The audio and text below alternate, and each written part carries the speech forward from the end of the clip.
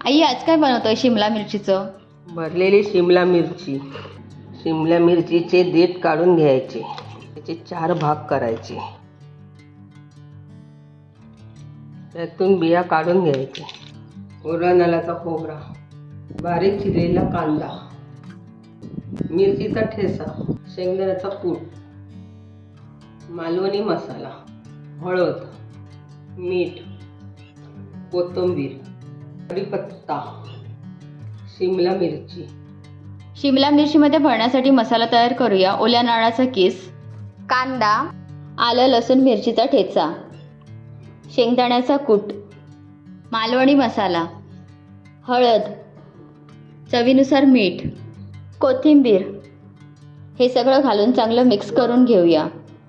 तयार मसाला शिमला मिरचीमध्ये चांगला दाबून भरून घेऊया. आता कढईमध्ये तेल गरम करून त्यात मोहरी घालूया. मोहरी चांगली तडतडल्यानंतर त्यामध्ये कढीपत्ता घालूया.